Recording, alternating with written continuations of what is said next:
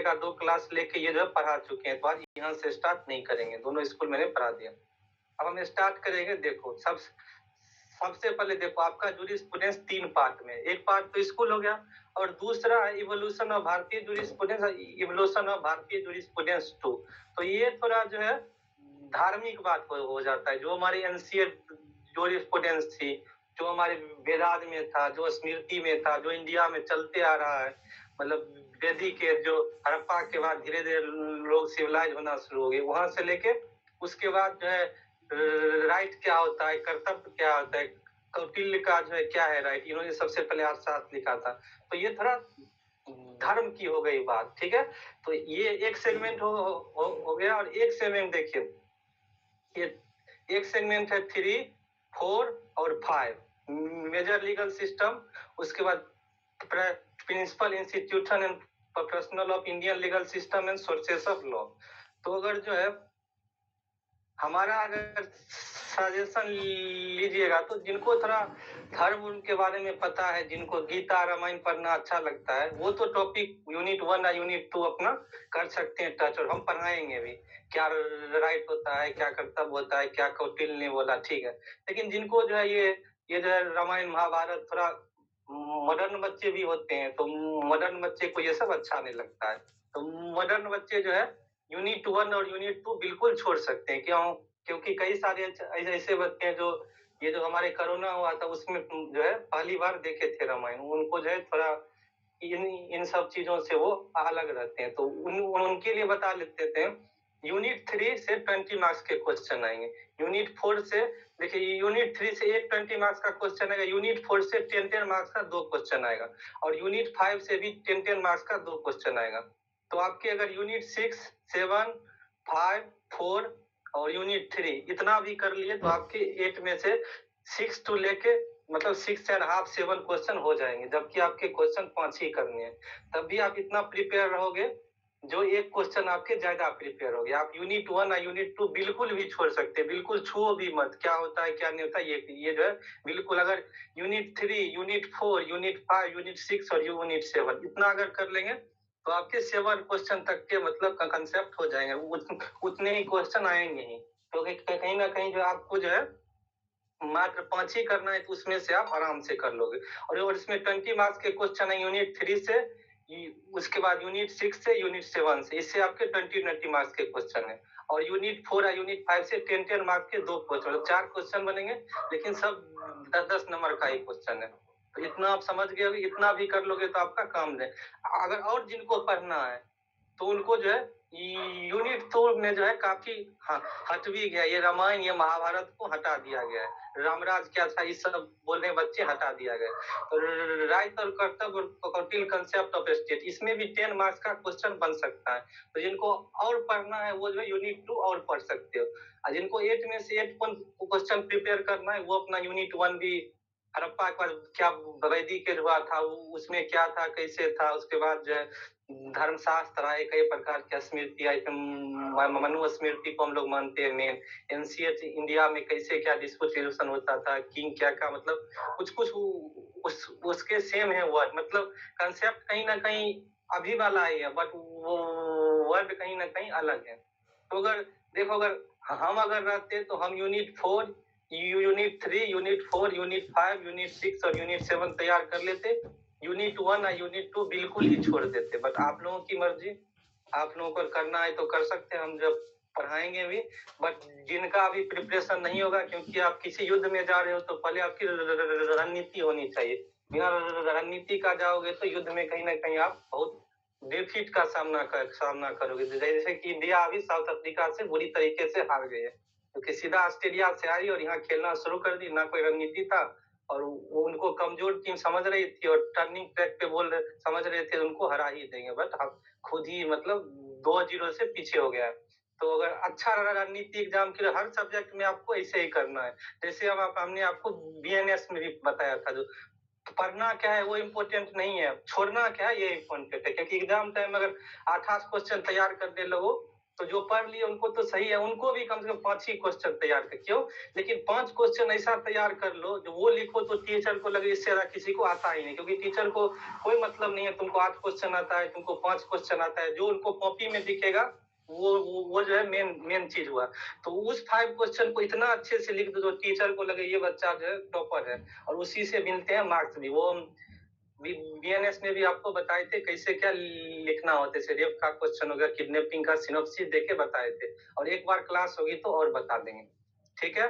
तो और कुछ पूछना है? नहीं तो हम अब चैप्टर शुरू करते हैं। कि किसी को कुछ पूछना है 1 मिनट के अंदर, जल्दी बताओ। कोई डाउट हो, कुछ डाउट हो तो बताओ। ये 10 मार्कर्स कौन सी यूनिट से थे? 4 और 5 से है ना? और हाँ 20 मार्कर्स है ना? हाँ जी, यूनिट 3 से मतलब 20, और यूनिट 6 से 20, यूनिट 7 से 20 बनेगा, और इसमें 10 मार्क्स के भी क्वेश्चन बन जाते हैं 7 8 से।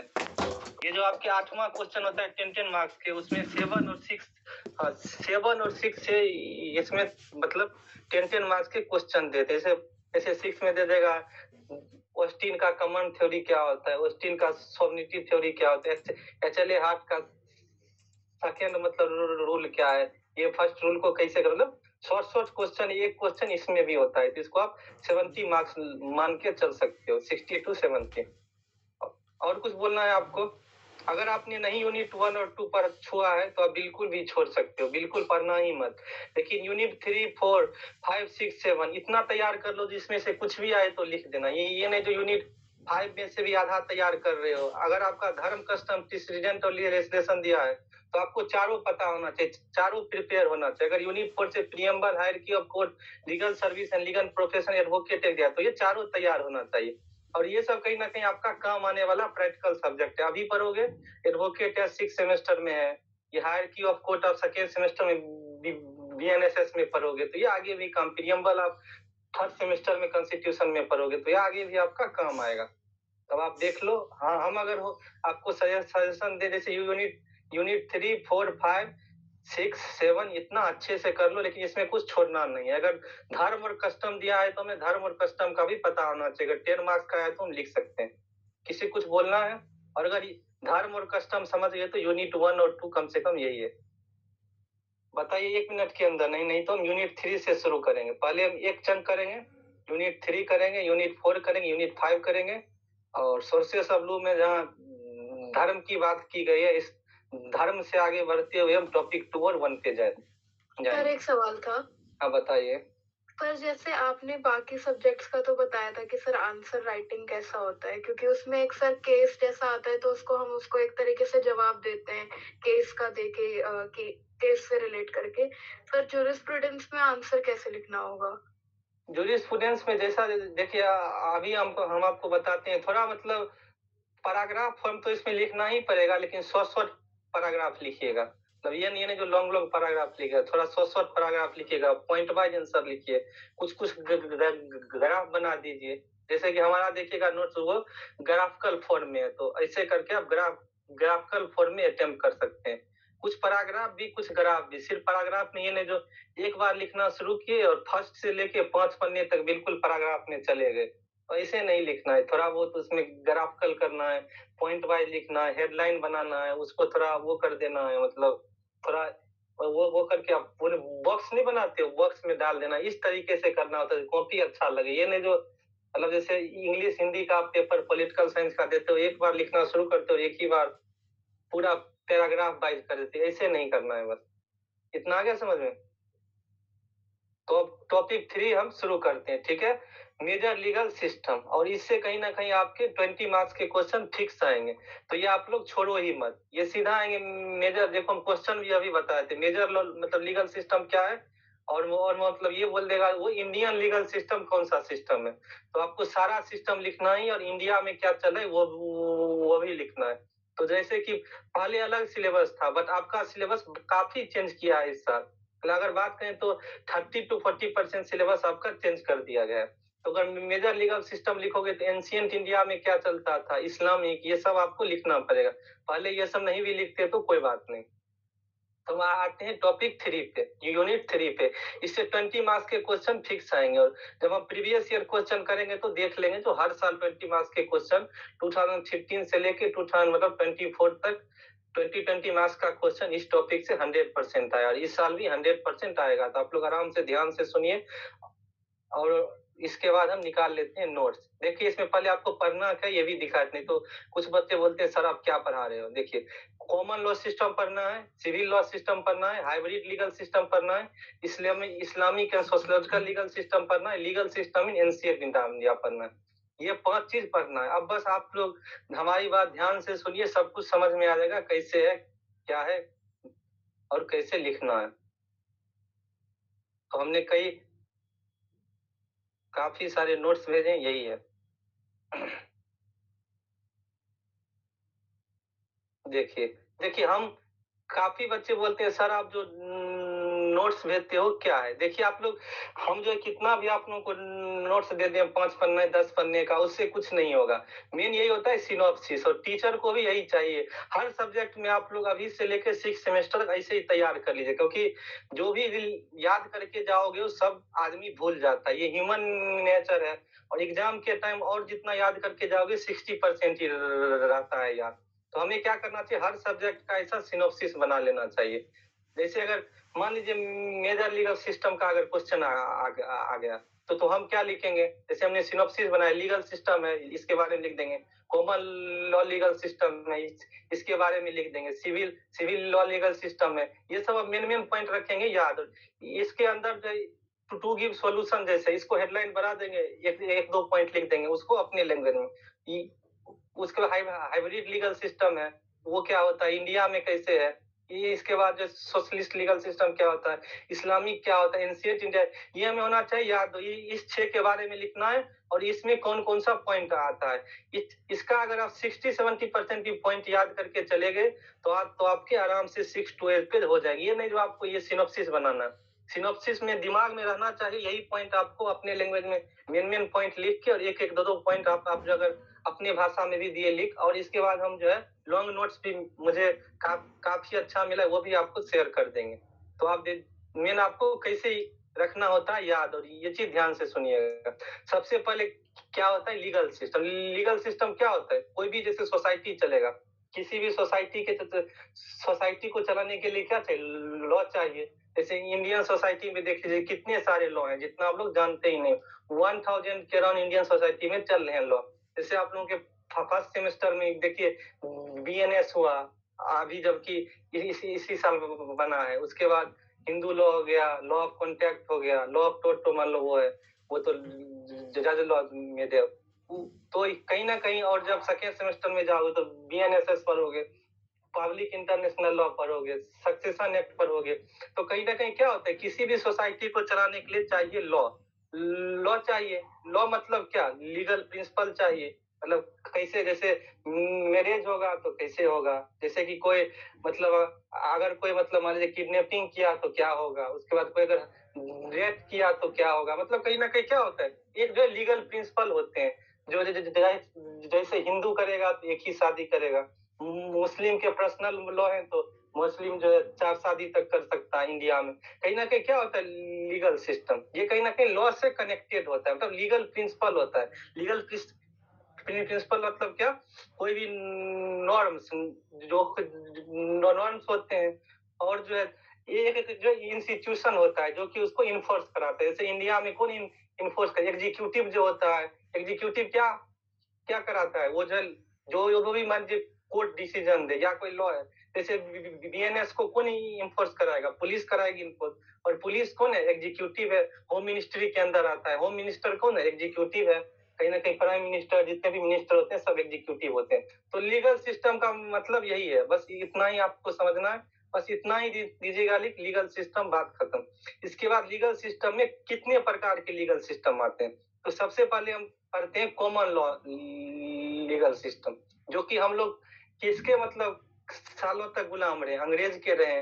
तो इंग्लैंड हो गया, आयरलैंड हो गया, यूएसए हो गया, कनाडा हो गया, ऑस्ट्रेलिया हो गया, हर कंट्री में कहीं ना कहीं कॉमन लॉ लीगल सिस्टम ही चलता है। इंडिया में भी कहीं ना कहीं कॉमन लॉ मतलब लीगल सिस्टम का 50 to 60 50 to 80% जो है हम लोग कॉमन लॉ ही फॉलो करते हैं, क्योंकि हमारा अभी भी जो है जितने सारे लॉ हैं सारा इंग्लैंड वाले, हम लोग अगर बीएससी और बीएनएसएस बनाए हैं, बट इसमें भी 90% पहले वाले ही हैं, जो इंडियन एविडेंस एक्ट था, जो सीआरपीसी था, वही है। हम लोगों ने बस थोड़ा बहुत टाइम क्या है और थोड़ा बहुत ही सेक्शन हटाया है, क्योंकि जो हम लोगों ने ऑलमोस्ट जो है उसी एक्ट को फिर से कॉपी कर दिया, सिर्फ उसको न्यू जो है दिया है नेम। तो कहीं ना कहीं आप जो कॉमन लॉ से सिस्टम होगा, इसमें मतलब क्या क्या वो होगी, मतलब सबसे पहले ये कहाँ लगता है, इंग्लैंड हो गया, आयरलैंड, कई सारे आपको country, USA, Australia, Canada main, लेकिन इसका रिवॉल्यूशन हुआ था वो इंग्लैंड में हुआ था, ठीक है। तो ये जो है कॉमन लॉ सिस्टम जो है मेन सॉल्यूशन की तरफ करता है बात, मतलब क्या सॉल्यूशन होना चाहिए किसी चीज का, ये नहीं जो क्या होना चाहिए कैसे, ये जो लॉ है कहीं ना कहीं सॉल्यूशन की बात करता है। ये जो लीगल सिस्टम है क्या कहीं ना कहीं सॉल्यूशन होना चाहिए, ये कहीं ना कहीं पब्लिक लॉ होता है। अब पब्लिक लॉ क्या होता है, जिसमें जो लॉ है वो कहीं ना कहीं पूरे पब्लिक पे वो होगा। एक बार आप ये कॉमन लॉ सिस्टम, मतलब ये जो सिविल लॉ लीगल सिस्टम है, जिसको हम जर्मेनियन लीगल सिस्टम बोलते हैं, ये पढ़ोगे तो और ज्यादा क्लियर हो जाएगा। उसके बाद जो है इसमें क्या होता है, ये इसको हम एक प्रकार से बोल सकते हैं जजेज लॉ मेड भी हो, मतलब हम बोल सकते हैं, क्योंकि आप लोग लॉ ऑफ टॉर्ट में भी पढ़े होंगे तो आधा ज्यादा केस आपका इंग्लैंड का ही होगा। तो लॉ कहाँ इवॉल्व किया, लॉ कहीं ना कहीं जो है इंग्लैंड में ही सबसे ज्यादा इवॉल्व किया है। और इवॉल्व कौन किया है, वहाँ के जजेज ने इवॉल्व किया है। जज ने कैसे इवॉल्व किया है, सबसे पहले जो है दो वहाँ एडवोकेट होते हैं, एडवोकेट दोनों आर्गू करते हैं, फिर अपना जज जो है कॉमन सेंस लगाता है और फिर जो है क्या लॉ है वो देख के और फिर जो है डिसीजन देता है। तो कहीं ना कहीं जो भी लॉ का इवोल्यूशन हुआ है कॉमन लॉ सिस्टम में, वो कहीं ना कहीं जजेज के द्वारा हुआ है, ठीक है। और जजेज का मतलब क्या हुआ, इंडिपेंडेंस ऑफ जुडिशरी होना चाहिए, जज जो है बिल्कुल इंडिपेंडेंट होना चाहिए, तो तभी जो है वो जो है डिसीजन दे पाएगा। और कहीं ना कहीं आप लोग एक president of source of law पढ़ोगे चैप्टर 4 में, तो ये तो वहाँ क्या होता है, प्रेसिडेंट फॉलो होता है। मतलब प्रेसिडेंट फॉलो का मतलब क्या हुआ, जो मान लीजिए पहले कोई हायर कोर्ट डिसीजन दिया तो लोअर कोर्ट पे वो जो डिसीजन है सीधा बाइंडिंग हो जाएगा। जैसे जितना भी आपको कॉमन लॉ कंट्री बोले, इंडिया में भी देखिए सुप्रीम कोर्ट का लॉ जो है किस पे बाइंडिंग होता है, हाई कोर्ट पे होता है, सबनेट कोर्ट में जो सेशन कोर्ट है, मजिस्ट्रेट है, सब पे कहीं ना कहीं बाइंडिंग होता है। ये आर्टिकल 141 ऑफ कॉन्स्टिट्यूशन करता है।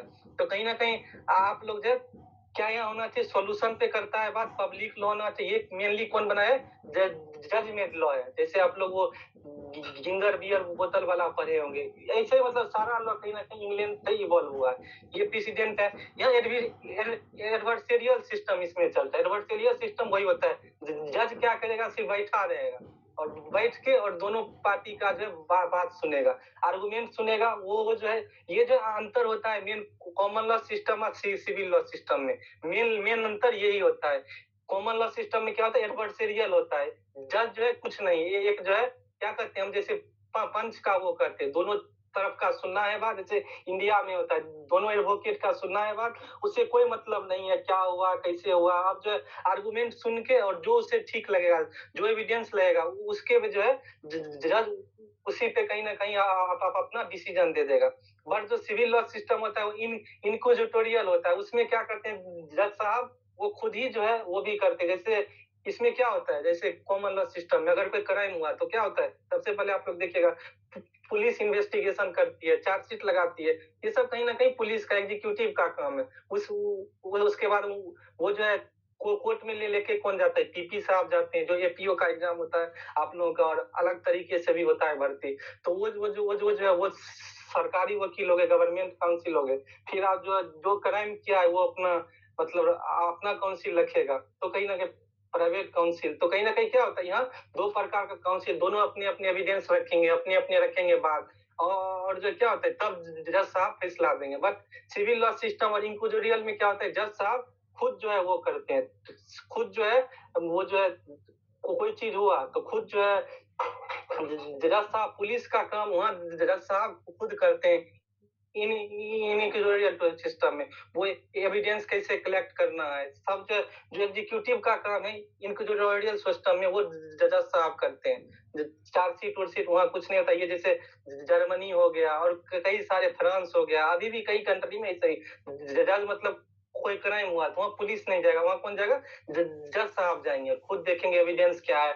वहाँ जो आसपास के आदमी हैं उससे पूछेंगे, हाँ भाई क्या हुआ, कैसे हुआ, उसके बाद जो है सब कुछ देखेंगे और फिर वो अपना मतलब वो करते हैं। वहाँ वो वकील का काम बहुत ही कम होता है। बट जो है कॉमन लॉ सिस्टम में क्या होता है, जज साहब सिर्फ बैठे रहते हैं इंडिपेंडेंट लोग की तरह।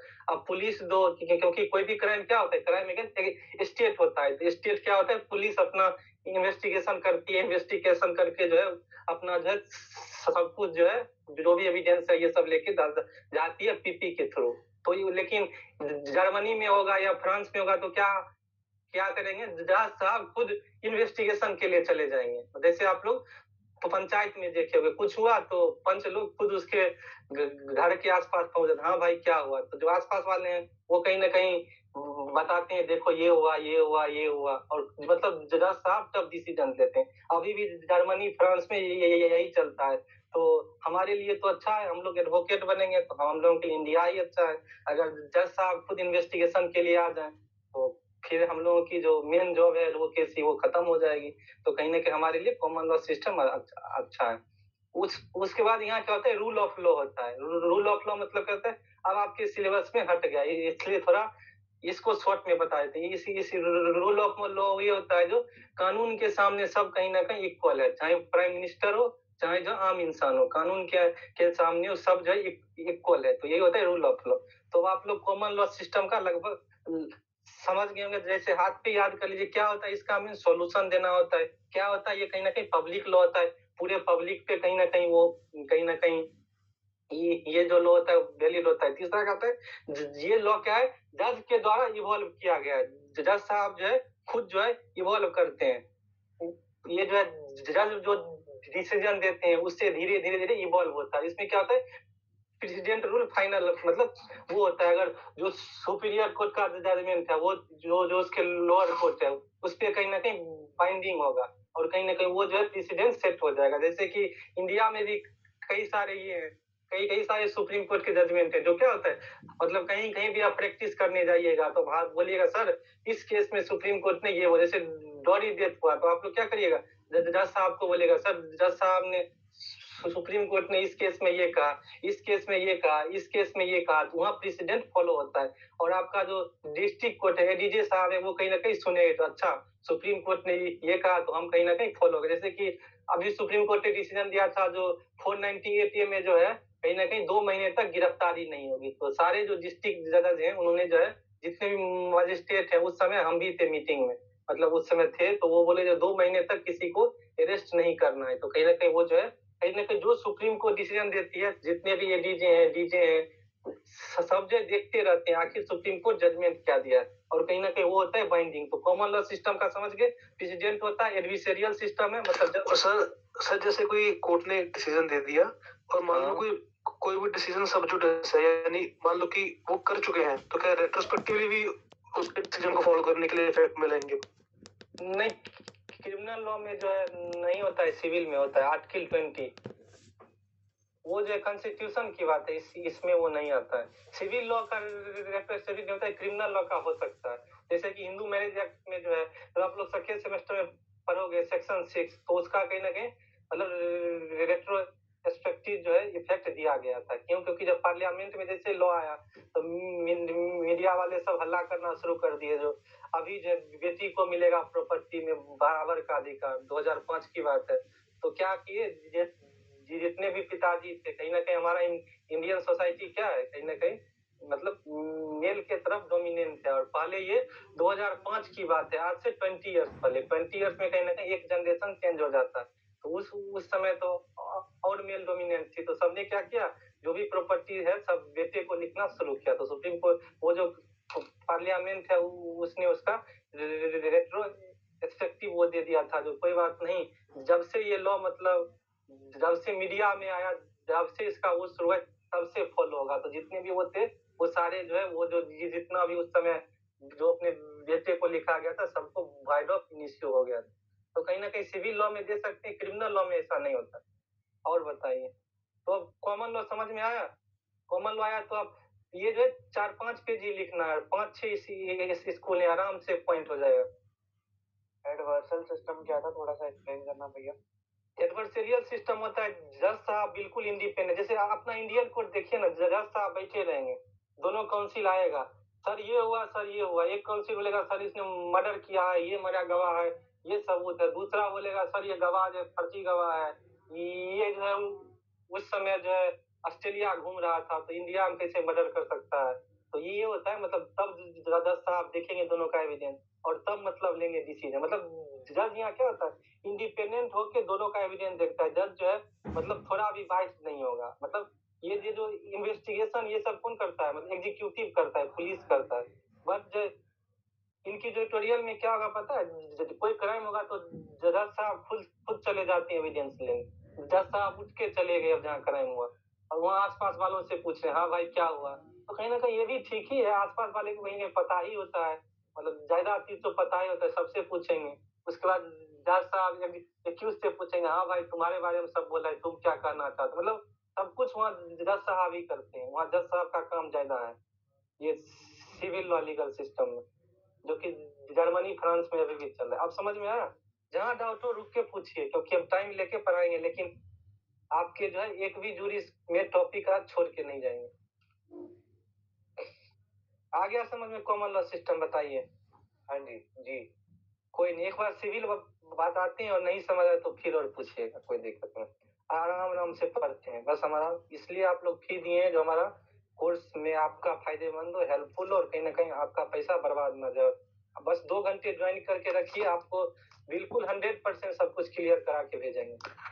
सर ये कॉमन लॉ के पीछे आपने क्या लिखा है 5 के बाद? 5 स्प्रेड, हाँ ये बता रहे थे। ये जो स्प्रेड हुआ है, मतलब कोई भी लॉ सिस्टम होता है वो कैसे फैलता है। इंग्लैंड में ही शुरुआत हुआ, बट जो है ये दूसरे कंट्री में कैसे गया, तो कोलोनाइजेशन के थ्रू गया। कैसे कोलोनाइजेशन? जैसे जो इंग्लैंड था वो आधी मतलब माइक ऑफ कर लीजिए, जो इंग्लैंड था वो कहीं ना कहीं आधी दुनिया पे कब्जा करके रखा था। इंडिया हो, चाइना हो, यूएसए हो, ऑस्ट्रेलिया हो। ऑस्ट्रेलिया में तो अपना कैदी वैदी को भेजता था, तो कहीं अफ्रीका का हो गया, वो वहां से लेबर लेके जाता था। तो ये अपने दिमाग के बहुत तेज था, तो ये क्या होता है, वहाँ सबको कब्जा करके रखा था। तो इंडिया में ही देख लीजिए, कई सारे चार्टर्ड एक्ट 1873 आया, फिर 18 मतलब 20-20 साल पे 1893 आया, तो इसे 20-20 साल पे चार्टर एक्ट आए, फिर मतलब 1935 में जो एक्ट आया। तो कहीं ना क्या क्या होता है, कोलोनाइजेशन के थ्रू, मतलब अगर ब्रिटिश जो है वो कर रही है, तो वहाँ का जो पार्लियामेंट है वही लॉ बना के उस कंट्री को करता था, वो मतलब उस कंट्री को रूल करता था। तो ब्रिटिश रूल तो वहाँ पहुंच ही जाएगा ना। कुछ रिसेप्शन भी हुआ, रिसेप्शन का मतलब होता है एडॉप्ट करना। पूरा तो रिसेप्शन नहीं हुआ, बट जो कुछ कंट्री थे उसमें मुस्लिम कंट्री, कहीं ना कहीं अंग्रेज जो थे इंग्लैंड वाले, वो दिमाग के पहले से ही तेज थे। वो लोग जो है हम लोगों से बहुत आगे थे, तेज दिमाग के तेज से, तभी तो ये मुट्ठी भर आदमी आधी दुनिया को जो है कहीं ना कहीं कब्जा करके रखते थे। तो रिसेप्शन ये होता है, दूसरे कंट्री वाले को लगा रहे ये देखो ये सब अच्छा चीज जो फॉलो कर रहा है, ये सिविलाइज कंट्री है। तो दूसरा कंट्री जैसे मुस्लिम कंट्री हो गया कुछ, वो क्या किया, रिसेप्शन ले लिया। मतलब हम भी ऐसे ऐसे करते हैं। जैसे मान लीजिए आर्टिकल 13 में आप लोग पढ़िएगा जुडिशियल रिव्यू। तो जुडिशियल रिव्यू में हमने क्या किया, अमेरिका का एक जजमेंट था, मेरिसन वर्सेस कुछ था, तो वो जजमेंट देख के सुप्रीम कोर्ट ने इंडिया में भी जुडिशियल रिव्यू का वो किया था। तो कहीं ना कहीं हमारी कोर्ट भी, जब सेकेंड सेमेस्टर में आप लोग पढ़ोगे तो international law as a municipal law का आप लोग सेकेंड सेमेस्टर में पढ़ोगे। जैसे आप लोग यही देखो, एक जो जी के पास गाइडलाइन लिया था, या जो राजस्थान में जो है वो सेक्सुअल हरासमेंट पे भी शाखा था गाइडलाइन, वो उस समय काफी सेक्सुअल हरासमेंट हो रहा था, बट कोई लॉ थी नहीं। तो सुप्रीम कोर्ट ने क्या किया, इंटरनेशनल गाइडलाइन आईसीपीआर का था, वो उसका लेके और फिर इंडिया में गाइडलाइन दे दिया था। तो रिसेप्शन ये होता है, जो अगर बाहर का भी कोई अच्छा चीज है तो अपने कंट्री में ले लिया जाता है, मतलब थोड़ा बहुत चेंज करके, बिल्कुल तो नहीं, बट अपने हिसाब से चेंज करके उसको एडॉप्ट कर लिया जाता है। इसका स्प्रेड कोलोनाइजेशन से और रिसेप्शन से। अब आते हैं सिविल लॉ लीगल सिस्टम पे।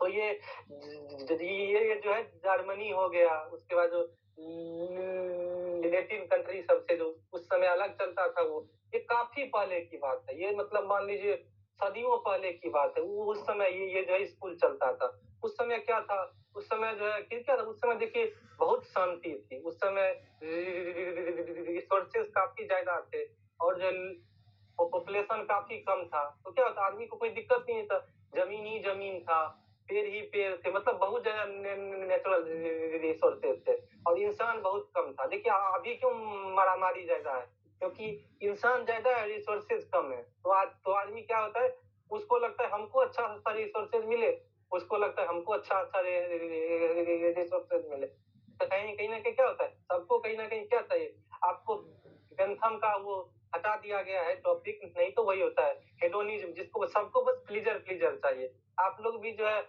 सबको क्या चाहिए, अच्छा आईफोन चाहिए, अच्छा मतलब कार चाहिए, ब्रांडेड कपड़े चाहिए, कई सारे फॉरेन ट्रिप होना चाहिए। तो कहीं ना कहीं क्या होता है, सबको कहीं ना कहीं मतलब प्लेजर अच्छा लगता है। तो कहीं ना कहीं क्या है, उस समय जो है काफी पहले की बात थी, तो वहाँ जो है रिसोर्सेज की कोई कमी नहीं थी, काफी रिसोर्स था, आदमी में कोई पंगा ही नहीं होगा, खाने के लिए इतना चीज था, तो आदमी में क्यों ही दिक्कत होगा। तो काफी वहाँ उस समय शांति थी भाई, कोई लॉ की जरूरत ही नहीं थी, लॉ की कोई जरूरत नहीं थी। तो जहाँ भी पीस होता है वहाँ लॉ की क्या होता है। और सिविल लॉ लीगल सिस्टम इसलिए बोला जाता है, देखिए सिविल लॉ क्या होता है, जैसे आप लोग पढ़िएगा थर्ड सेमेस्टर में, सीपीसी हो गया, मतलब ये स्पेसिफिक रिलीफ एक्ट हुआ। सिविल लॉ वो होता है जो मतलब प्राइवेट लॉ होता है। प्राइवेट लॉ मतलब क्या, दो आदमी के भी, जैसे मान लीजिए कोई प्रॉपर्टी का डिस्प्यूट है, तो आप लोग कहाँ जाइएगा, आप लोग जो है दो आदमी का है तो क्या करेगा, आप दोनों आदमी एक एक रखिएगा लॉयर, क्योंकि आपका ये प्राइवेट चीज है, इसमें गवर्नमेंट को कोई मतलब, आप भी एक काउंसिल रखिएगा, वो भी एक काउंसिल रखेगा, दोनों अपना अपना एविडेंस दीजिएगा, हमारे जो पूर्वज है ये जमीन हमारा था, वो बोलेगा हमारे पूर्वज है, ये डॉक्यूमेंट है, ये चीज हमारा है। तो सिविल लॉ सिस्टम ये था, मतलब एक प्राइवेट टाइप का होता। तो उस समय भाई पीस था, तो क्या ही था कानून उनून का, मतलब कोई जरूरी नहीं था, काफी सारे रिसोर्सेज थे। तो ये आप लोग दिमाग में रखिएगा, काफी शांति थी, तो कोई दिक्कत ही नहीं था। तो वहाँ जो है मतलब ये आप लोग ध्यान ध्यान में रखिएगा। तो ये कहीं ना कहीं क्या था, ये ये जो कंप्रीहेंसिंग एंड कंटिन्यूसली अपडेट हुआ है, कोई दिक्कत नहीं है, धीरे धीरे अपडेट हुआ है। क्योंकि क्या होता है, सदियों पहले की बात है, तो लॉ क्या होता है, धीरे धीरे वो होता है। उसके बाद यहाँ क्या था,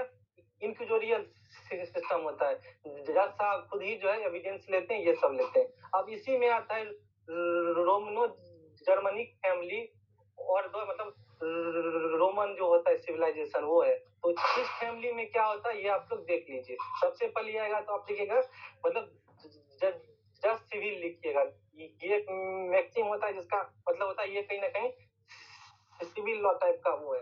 ये क्या होता है, प्राइवेट लॉ होता है। आपको बताएं, जैसे मान लीजिए उस समय पीस था, तो जैसे मतलब स्टेट के अगेंस्ट कोई क्राइम ही नहीं होगा, क्या जरूरी है दूसरे को मर्डर करने का, किडनैपिंग करने का, या कुछ भी करने का, क्या जरूरी है भाई। उस समय काफी पीस थी, काफी रिसोर्सेज थे, और कहीं ना कहीं उस समय क्या था, आर्मी के बीच में कोई भागा दौड़ नहीं। अभी हम लोग देख लेते हैं, अरे उसके पास ये है, हमारे पास भी होना चाहिए। तो आधा तो हम लोग दूसरे का चीज देख के परेशान है, इसकी शादी ऐसे हो रही है तो हम भी ऐसे ही शादी करेंगे, ऐसे ही डेस्टिनेशन वेडिंग होगी हमारी। तो कहीं ना कहीं क्या होता है, उस समय ये सब कुछ था ही नहीं, जिंदगी शांत था। तो कहीं ना कहीं ये क्या था, प्राइवेट मतलब लॉ उस समय चलता था। मतलब जैसे मान लीजिए, जैसे आपको एग्जाम्पल देते हैं, जैसे बुद्ध और उनका भाई, शायद क्या नाम था, भाई का नाम भूल रहे हैं, तो दोनों ने हंस को दिया था मार। तो दोनों गए थे राजा के पास, तो सुनोदन से राजा तो बोले थे क्या होगा फैसला, तो बोला अब तुम हंस को ही छोड़ दो तो जहाँ जाए। तो क्या बोला था, मारने वाले मतलब मारने वाले से ज्यादा बचाने वाले का वो होता है। वो एक ने तीर मारा था, एक ने उसमें घाव में लेप लगाया था। वो उस समय क्या होता था, सिंपल होता था लॉ, कोई दिक्कत नहीं है। मतलब कहीं ना स्टेट के अगेंस्ट क्राइम नहीं होता, दो आदमी के बीच होता था, तो वहाँ बैठ के अपना जज साहब सुलझा देते थे।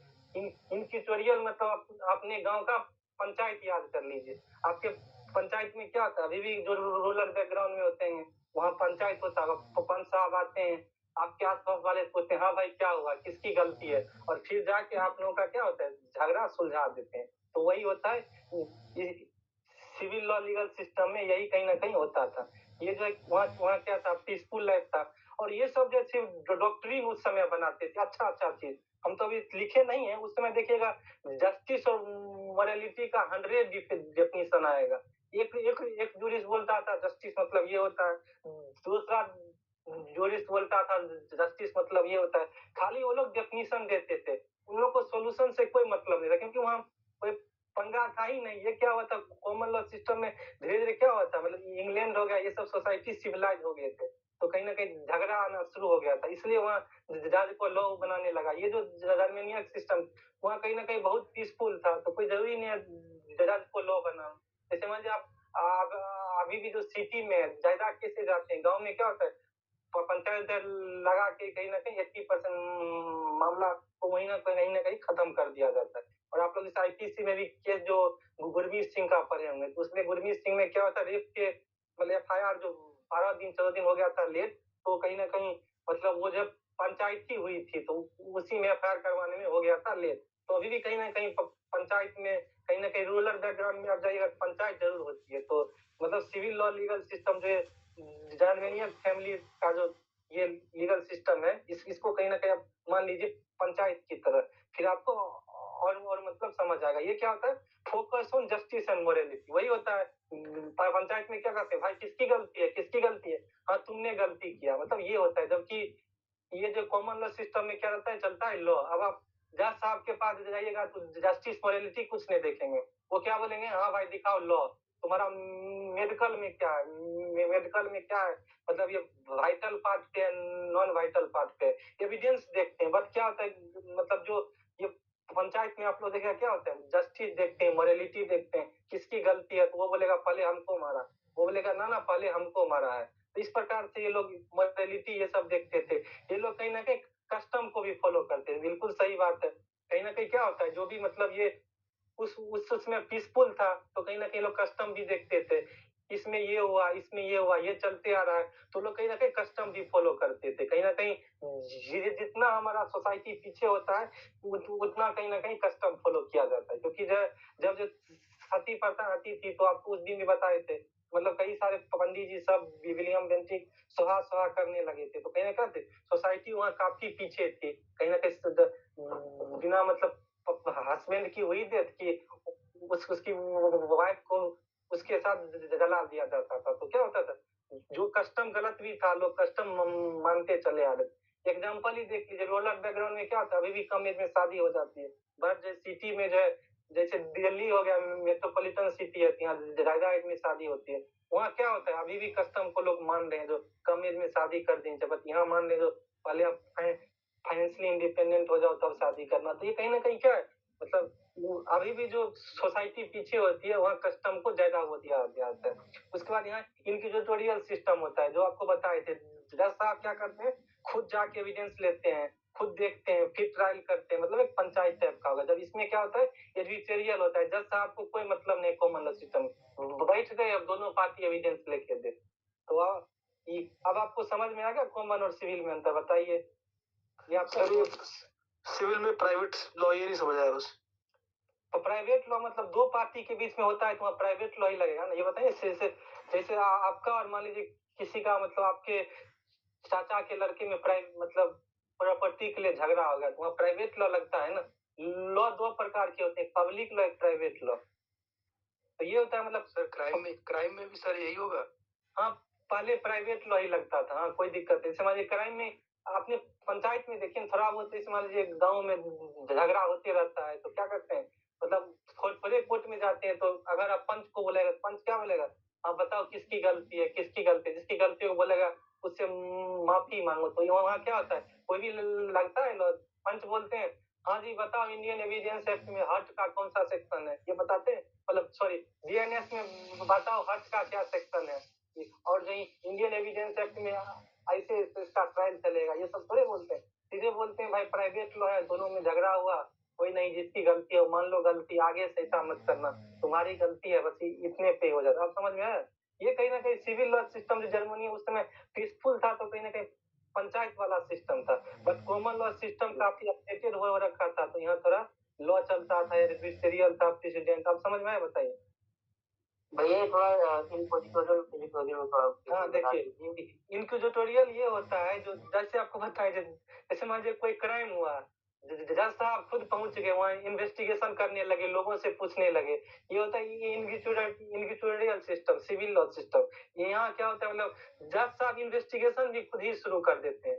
जैसे मान लीजिए, लेकिन जो है मतलब ये कॉमन लॉ सिस्टम होता है, ये एडवर्सरियल होता है। यहाँ जज साहब क्या करते हैं, सिर्फ एविडेंस देखेंगे। वो क्या करेगी, पुलिस एग्जीक्यूटिव यहाँ जो है वो एविडेंस कलेक्ट करती है, डॉक्टर मेडिकल रिपोर्ट देगा। यहाँ जज साहब बैठे रहते हैं कुर्सी पे। इंडिया पे देखिए ना, इंडिया में जज क्या करते हैं, कुर्सी पे बैठ के उनको कोई मतलब नहीं कि हुआ क्या, हुआ कैसे हुआ, जेल में क्या चल रहा है। वो बस एविडेंस देखते हैं और वो उसी हिसाब से फैसला देते हैं। ये होता है, आप समझ में आया? सर ये कोडिफिकेशन के नीचे आप सब्सटेंटिव प्लस प्रोसीजरल प्लस क्या लिखा नीचे? जस्ट सिविल है, इसको भी बता दीजिए। जस्ट सिविल ये हुआ, मतलब ये एक प्रकार से सिविल लॉ सिस्टम है। मतलब यही है, मतलब सिविल लॉ है, सिविल लॉ। देखिए सिविल है, मतलब ये जो सिविल लॉ पे चलता है, ये प्राइवेट लॉ है, ऐसे करके लिख दीजिएगा। ये प्राइवेट लॉ में, हाँ मतलब ये बोलेगा सिविल लॉ सिस्टम के मैक्सिम जब सिविल पे चलता है, तो ये कहीं ना कहीं क्या एक प्रकार का प्राइवेट लॉ है। मतलब सिविल लॉ है जो प्रकार का प्राइवेट होता है, ऐसे करके आप लिख सकते हैं। सर क्या लिखा, प्रोसीजरल प्लस क्या लिखा? किधर बोल रहे हैं सर? कोडिफिकेशन के नीचे एरो बना के आपने लिखा सब्सटेंटिव प्लस प्रोसीजरल प्लस। हम मतलब ये मतलब लिखे हैं, ये कोडिफिकेशन करके इनका 3 प्रकार का लॉ था। एक मतलब सब्सटेंटिव था, एक प्रोसीजरल था, एक कहीं ना कहीं पेनल था। मतलब पेनल जिससे वो करते हैं। सब्सटेंटिव मतलब ये होता है जो लॉ मतलब कैसे होते हैं, समझ लीजिए आपके बीएनएस हो गए, वो कहीं ना कहीं सब्सटेंटिव होता है, जिसमें पनिशमेंट दिया होता है। ये करोगे तो इतना पनिशमेंट मिलेगा, ये करोगे तो इतना पनिशमेंट है। प्रोसीजर होता है, इसे पनिशमेंट तो दिया गया है, बट इसका ट्रायल कैसे होगा, जैसे इन्वेस्टिगेशन कैसे होगा, ट्रायल कैसे होगा। जैसे सिर्फ वही नहीं होता है ना, कैसे कैसे मर्डर का ही है, बहुत बड़ा ट्रायल चलता है, इन्वेस्टिगेशन होता है, फिर जज साहब ये जो मजिस्ट्रेट है वो कहीं ना कहीं कॉग्निजेंस लेता है, फिर जो उसको कमिटल करेगा हायर कोर्ट पे, फिर वहां जाके ट्रायल शुरू होता है। तो यही होता है प्रोसीजरल। और कहीं ना कहीं प्रोसीजरल के बाद अगर आप वो करोगे तो आपको कहीं ना कहीं पेनल्टी लगे, तो कहीं ना कहीं पनिशमेंट मिलता था, या कहीं ना कहीं फाइन लगता था। तो ये यहाँ मेन है। आया समझ में? कॉमन लॉ और सिविल लॉ नहीं आया तो फिर से पूछ लो। इसका अभी जो स्प्रेड हुआ है वो कॉलोनाइजेशन के थ्रू हुआ है, और कई सारे मुस्लिम कंट्री में। इतना लिख दोगे, मोर देन सफिशिएंट है इतना पॉइंट। इसका अगर 80% भी चले जाओगे, 70% में याद करके बहुत, इसी को थोड़ा थोड़ा अपने लैंग्वेज में लिख दोगे, बहुत है। आ गया समझ में? कोई दिक्कत है फिर से पूछ लो, कोई बात नहीं है।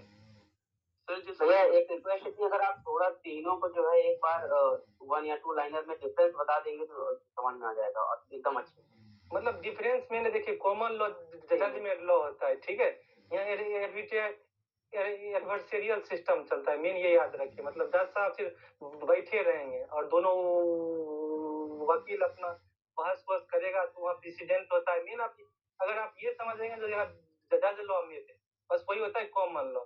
और जो सिविल लॉ है वहाँ इंक्विजिटोरियल सिस्टम होता है। जज साहब क्या करते हैं, वो जो खुद जाके दे सकते हैं। मेन ये दिमाग में रखिए, जो सिविल लॉ सिस्टम जब जर्मनी में बना था, उस समय बहुत ज्यादा शांति थी, बहुत पहले की बात है, तो वहाँ कोई दिक्कत नहीं था, पीसफुल था लाइफ, इसलिए यहाँ ये हुआ। जबकि कॉमन लॉ सिस्टम में सोसाइटी आगे बढ़ गई थी, तो वहाँ जो है किंग को अपना जो है वो सत्ता कहीं ना कहीं प्रोटेक्ट करना था, इसलिए बना कॉमन लॉ। मेन आप लोग ये ध्यान रखिएगा। ये जो है कॉमन लॉ में क्या होता, थोड़ा बहुत किंग के प्रति विद्रोह होना शुरू हो गया था, उनको अपना सत्ता बचाना था, तो वहाँ ये सब बना लो। जज साहब बोलते थे, बनाते थे लॉ, फिर वही प्रेसिडेंट दूसरे केस पे भी लगता था, जो जनता के भी भय बना रहे। बट सिविल लॉ सिस्टम में किंग नहीं था, बिल्कुल शांत सोसाइटी थी, वहाँ मतलब कोई ऐसा चीज नहीं था। मेन यही समझिए, कंसेप्ट मेन यही है, शांति, और वहाँ जो है विद्रोह चल रहा था। तो इसलिए देखिए, जिस कंट्री में जैसे होता है उसका लॉ भी वैसे ही होता है, ये आप लोग दिमाग में रखिए। जो कंट्री जैसा होता है लॉ भी उसका कहीं ना कहीं वैसे ही काम करता है। चलिए अब इंडिया में आते हैं। इंडिया में कहीं ना कहीं क्या होता है, हाइब्रिड लीगल सिस्टम है। यहाँ कहीं ना कहीं हम कुछ कॉमन लॉ भी ले लेते हैं, हम लोग कहीं ना कहीं कुछ सिविल लॉ भी ले लेते हैं और कुछ जो हमारे रिलीजियस भी हैं, पर्सनल लॉ भी हैं। मेन आप लोगों को ये ध्यान से रखना है, 10 मार्क्स को आपको कहीं ना कहीं इंडिया से कंपेरिजन देगा तो आपकी इंडिया में ही कहीं ना कहीं कॉपी भर जाएगा। कहीं ना कहीं ये आप लोग ध्यान से रखिए, 100% इंडिया का आएगा ही, क्योंकि आप कुछ भी लीगल सिस्टम पढ़ रहे हो, जब तक हमारे देश में वो कैसे फॉलो हो रहा है पढ़ोगे नहीं तो क्या फायदा। हम कुछ भी करें उसका फायदा क्या है, तो फायदा हमारे इंडिया में जो है वो करेंगे। तो कहीं ना कहीं हाइब्रिड लीगल सिस्टम वही होता है, मतलब सभी लीगल सिस्टम यहाँ कहीं ना कहीं मिलके बनते हैं। लीगल सिस्टम जैसे कॉमन लॉ सिस्टम हो गया, सिविल लॉ सिस्टम हो गया, रिलीजियस भी एक लॉ है, जैसे मुस्लिम जो है, कई सारे मुस्लिम कंट्री है, वहाँ जो पैगंबर मोहम्मद के बाद जो वहाँ एक लीगल सिस्टम शुरू हो गया था। तो इंडिया में ये तीनों है। अब देखिए सबसे पहले इंडिया में कॉमन लॉ सिस्टम कैसे है, जैसे आप लोग कॉमन लॉ सिस्टम में बताए थे क्या होता है, रूल ऑफ लॉ है, यहाँ rule of law. Prime minister भी अगर कोई मतलब क्राइम करेगा और कोई आम इंसान भी करेगा तो दोनों को सेम पनिशमेंट मिलेगा। और कोई भी है इक्वलिटी बिफोर लॉ सबके, जैसे कुछ दिन पहले केजरीवाल, हेमंत सोरेन, उन्होंने भी क्राइम किया था, उनको भी जेल जाना पड़ा। तो कहीं ना कहीं यहाँ क्या है, रूल ऑफ लॉ करते हैं, लॉ सबसे ऊपर है। दूसरा के इंडिपेंडेंट ऑफ जुडिशरी, बिल्कुल यहाँ इंडिपेंडेंस है। जैसे क्या हुआ यहाँ जैसे सेपरेशन ऑफ पावर, एग्जीक्यूटिव जो है लेजिस्लेटिव, सुप्रीम कोर्ट देखते होंगे कई बार सरकार के खिलाफ डिसीजन, जैसे अभी वो जो इलेक्टोरेट बॉन्ड हुआ था, एग्जीक्यूटिव लाई थी, गवर्नमेंट लाई थी, जो चंदा जो है मतलब इलेक्टोरेट बॉन्ड के थ्रू जो है दिया जाएगा। तो सुप्रीम कोर्ट ने कहा क्या इलेक्टोरेट बॉन्ड है ये कहीं ना कहीं ठीक नहीं है, ये कहीं ना कहीं ये जो सिस्टम है गलत, तो उसको वाइड ऑफ इनिशियो कर दिया था। तो कहीं ना कहीं क्या इंडिपेंडेंस ऑफ जुडिशरी है, बिल्कुल है। अगर कोई ठीक जज नहीं है लॉ मतलब ऑर्डर, तो सुप्रीम कोर्ट क्या करेगी उसको वाइड ऑफ इनिशियो कर देगी। यहाँ क्या एडवर्सरियल सिस्टम है कॉमन लॉ जैसे, बिल्कुल है। यहाँ भी क्या करते हैं जज साहब बैठ जाते हैं, एडवोकेट दोनों अपना एविडेंस लाते हैं, दोनों अपना मतलब अपना आर्गुमेंट देते हैं, तो उसके बाद जो है यहाँ जो फैसला होता है, बिल्कुल है। यहाँ क्या है justice, equity and good conscience, कहीं ना कहीं जस्टिस है, कहीं ना कहीं सबको मिलती है जस्टिस, इक्विटी है, सब में कहीं ना कहीं मतलब इक्वलिटी है, गुड कंसेंस मतलब कोई किसी के प्रति जज साहब इल विल नहीं रखते हैं, तो ये अमीर है तो इसको ये मिलना चाहिए, गरीब है ये मतलब सबको सबको यहाँ ना कहीं इक्वलिटी मिलना चाहिए। मेन इसका मतलब यही होता है। अब प्रैक्टिकल में वो है ना, थ्योरी में ये जरूर है, हर किताब में ये लिखा है, आर्टिकल 14 में लिखा है equality before law and equal protection of law. भाई कोई भी है सब लॉ के प्रति इक्वल है। जैसे आर्टिकल 21 में राइट टू लाइफ, अमीर हो चाहे गरीब हो सबको राइट टू लाइफ कहीं ना कहीं दिया गया है। तो मेन हम लोग कॉमन लॉ सिस्टम में ये सब चीज फॉलो करते हैं। अब देखिए सिविल लॉ सिस्टम में क्या क्या फॉलो करते हैं, जैसे आपको बोले थे कई सारे हमारे प्राइवेट लॉ है, सीपी से हो गया, एसआरए हो गया, ये सब क्या है हमारे प्राइवेट लॉ है। तो कहीं ना कहीं हम लोग सिविल लॉ सिस्टम भी कहीं ना कहीं थोड़ा बहुत फॉलो करते ज्यादा हम लोग 90% जो है कॉमन लॉ सिस्टम ही फॉलो, क्योंकि हम लोग क्या थे अंग्रेज के गुलाम थे, तो कहीं ना कहीं अंग्रेज वाला ही सारा कानून हमारे अभी भी हमारे देश में प्रिवी काउंसिल का जजमेंट चलता है। जबकि प्रिवी काउंसिल क्या था अंग्रेज की अदालत है, जबकि अभी भी प्रिवी काउंसिल का जजमेंट क्या होता है इंडिया पे बाइंडिंग होता है। आप लोग अपने केसमेट में भी प्रिवी काउंसिल का बहुत सारा जजमेंट पढ़े होंगे। और कहीं ना कहीं हाई कोर्ट सुप्रीम कोर्ट भी जो है जब डिसीजन देती है तो बोलती है प्रिवी काउंसिल ने ये बोला। तो कहीं ना कहीं क्या होता है हम लोग कॉमन लॉ कंट्री, इसलिए कॉमन लॉ कंट्री का जायजा है, बट सिविल लॉ का भी कई सारा है। जैसे हम बताए थे कोडिफिकेशन होना चाहिए, सब्सटेंटिव लॉ हो गया, चाहे प्रोसीजर लॉ हो गया, जैसे बीएनएस क्या हो गया सब्सटेंटिव लॉ हो गया, और जो उसका प्रोसीजर कैसे होगा बीएनएसएस हो गया। तो कहीं ना कहीं हम लोग सिविल लॉ जैसे कोडिफिकेशन मतलब ये भी एक ध्यान रखिएगा, ये जो कॉमन लॉ कंट्री है वो लॉ को कोडिफाई नहीं करते। जैसे इंग्लैंड में कोई लॉ कोडिफाई नहीं है, वहाँ जो है मतलब कोई मतलब लॉ है ही नहीं, वहाँ क्या होता है कोडिफिकेशन के ये लोग खिलाफ होते हैं। बट हम लोग क्या करते हैं कोडिफाई लॉ को, हमारे पास बीएनएस सीपीसी या बीएनएसएस डीएसए सब आया है, सब लॉ में कहीं ना कहीं सेक्शन 1 सेक्शन 2 ऐसे दिया हुआ है। तो हम लोग क्या होते हैं कोडिफाई किसके तरह करते हैं सिविल लॉ की तरह करते हैं। तो ये भी कहीं ना कहीं अंतर है, कॉमन लॉ सिस्टम में कोडिफाई नहीं किया जाता है और सिविल लॉ सिस्टम में कोडिफाई कर लिया जाता है, मतलब वो जो है एक्ट बना लिया जाता है। तो कहीं ना कहीं हम लोग सिविल लॉ की तरह एक्ट बना रहे हैं, बिल्कुल बना रहे हैं। अब देखिए जैसे सोशलिस्ट सिस्टम एक होता है, सोशलिस्ट सिस्टम में ये होता है जो सोसाइटी के लिए काम करो, अभी हम डिस्कस करेंगे, ये टॉपिक डी नंबर यही है। तो कहीं ना कहीं हम लोग मतलब सोशलिस्ट सिस्टम की तरह भी काम कर रहे हैं। जैसे आप लोग आर्टिकल 41 पढ़िएगा तुम्हारा राइट टू वर्क है, तो कहीं ना कहीं हम लोग क्या करते हैं कहीं ना कहीं राइट टू वर्क हमारे कॉन्स्टिट्यूशन के डीपीएससी में दिया गया है। स्टेट चाहे तो क्या होता है ये फॉलो करवा सकती है। जैसे मनरेगा होता है, मनरेगा में 100 डे जो है सबको रोजगार दिया जाता है। तो ये मनरेगा क्या है, कहीं ना कहीं हम लोग सोशलिस्ट कंट्री की तरफ चल रहे हैं। तो और क्या, जैसे हम लोग पेंशन दे रहे हैं, अभी जैसे बिहार चुनाव में क्या है, सभी वोमेन को 10,000 रुपए दिया गया है। इस प्रकार का होता है सोसाइटी के लिए जो करते हैं। हम लोग सोशलिस्ट कंट्री भी है। अब देखिए पर्सनल और रिलीजियस कंट्री हम लोग कैसे हैं, बिल्कुल है। यहाँ देखिए पर्सनल लॉ कहीं ना कहीं चलता है। हिंदू बाइगेमी मतलब बाइगेमी करेगा पनिशमेंट मिलेगा, मुस्लिम 4 शादी तक कर सकता है। हिंदू के मैरिज में क्या होता है, कहीं ना कहीं सदियों से 7 फेरे चलते आ रहे हैं, तो अभी भी 7 फेरे कहीं ना कहीं चल रहा है। तो कहीं ना कहीं यहाँ क्या है, पर्सनल लॉ, रिलीजियस लॉ, इस सब को भी फॉलो किया जाए। जैसे हम लोग आर्टिकल 44 देखे तो यूनिफॉर्म सिविल कोड है, और कई सारे स्टेट है, तो उत्तराखंड हुआ वो यूनिफॉर्म, और गोवा तो पहले से क्या हो गया है, मतलब सभी रिलीजन के लिए एक लॉ होना चाहिए। तो कहीं ना कहीं क्या है, सही बात है यहाँ। सर एक डाउट था एक। हाँ बताइए। सर आपने बोला कि जो कॉमन लॉ वाले हैं ये कुछ भी कोडिफाई नहीं करते, तो जो ये हाँ, सीआरपीसी है, सीआरपीसी है, आईपीसी था पहले, सब तो मतलब ब्रिटिशर्स ने बनाया जो कॉमन लॉ सिविल लॉ से आते हैं। मतलब कि इंग्लैंड में अभी भी कोडिफाई नहीं है, वो हमारे देश में कर दिए बट अपने यहाँ नहीं किए हैं। अभी भी वहाँ कोई लॉ नहीं है कोडिफाई। वो लोग जनरली बोले हैं, कुछ जो है जैसे यूएसए है कॉमन लॉ ही है बट कोडिफाई किया हुआ है। मतलब जो जनरली कॉमन लॉ सिस्टम होता है वो कोडिफाई नहीं। इंग्लैंड में अभी भी कोई कोडिफिकेशन ऑफ लॉ नहीं है। ओके सर, ठीक है।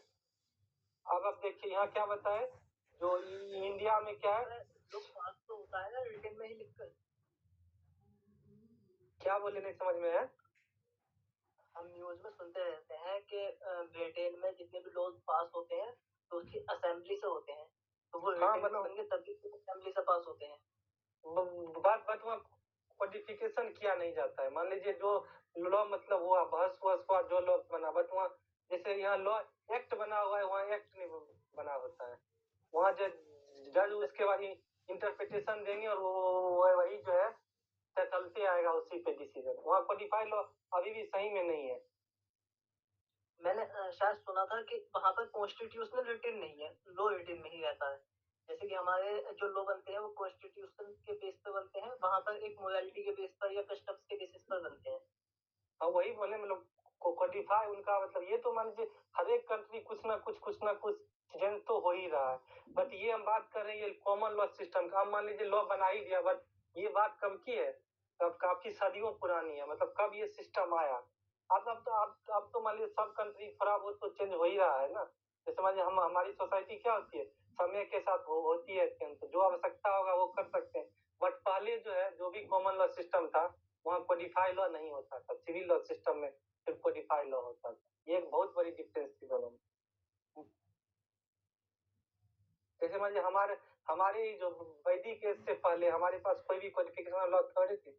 लोग जो वही कस्टम उस्टम मानते थे। वैदिक एज के बाद आके तो हमारी स्मृति आई, वेदाज आई, उसके बाद आया कोडिफिकेशन। उससे पहले क्या नहीं रहते थे। जब आप लोग एंशियंट हिस्ट्री पढ़ोगे तो उससे पहले मतलब 2000-3000 साल पहले का हिस्ट्री अभी भी अवेलेबल है।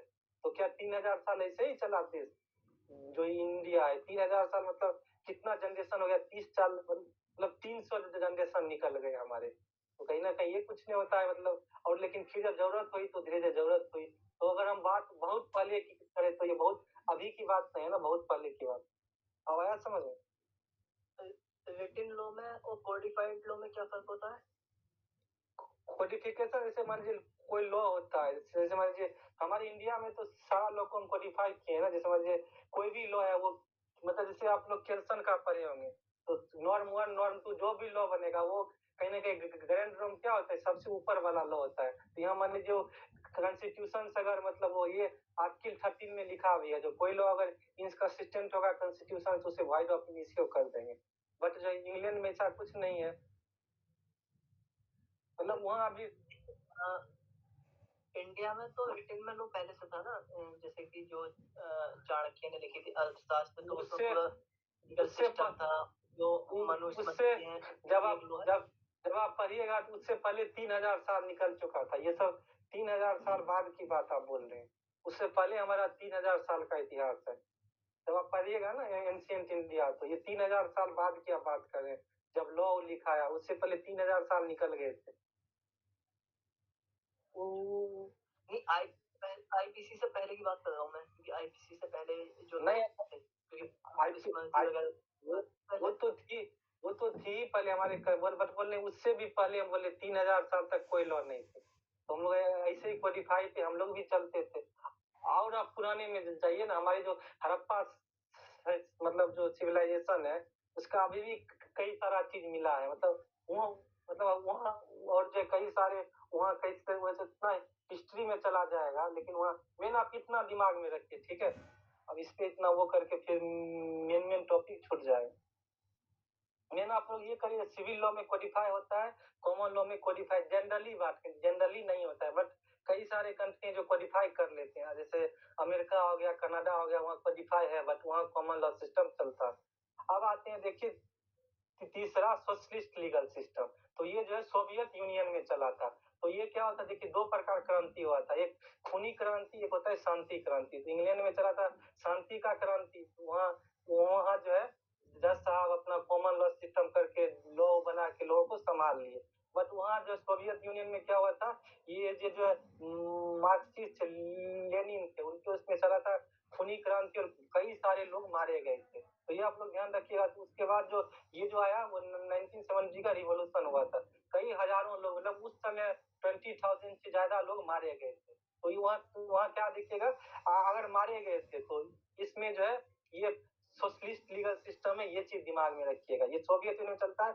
यहाँ देखिए ओवरटर्न सोसाइटी को ओवरटर्न कर दो। क्यों, मतलब वो हुआ विद्रोह, क्योंकि सोसाइटी में क्या हो गया था, कुछ इंसान पर बहुत पैसा हो गया था, कुछ इंसान के पास कम पैसा हो गया था, तो बोला सीधा ओवरटर्न कर दो। ओवरटर्न करके क्या करो, कानून वही होना चाहिए जो पॉपुलर वहाँ का विल हो सोसाइटी का। और प्लस जो कम्युनिस्ट पार्टी जो वहाँ एक है, कम्युनिस्ट अभी भी कम्युनिस्ट का पार्टी की जो आइडियोलॉजी है उसके हिसाब से कानून होगी। और कहीं ना कहीं क्या हुआ, स्टेट का कंसेप्ट हुआ, जो भी प्रॉपर्टी है सब स्टेट ले ले और सब में इक्वलिटी मतलब इक्वल डिवाइड कर दे।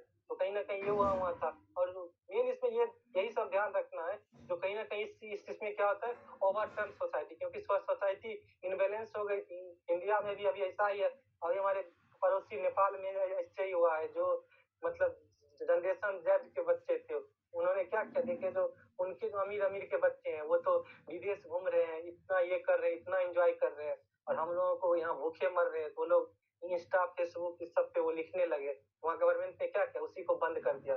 तो इतना विद्रोह हुआ था जो वहाँ गवर्नमेंट ही चेंज हो गई।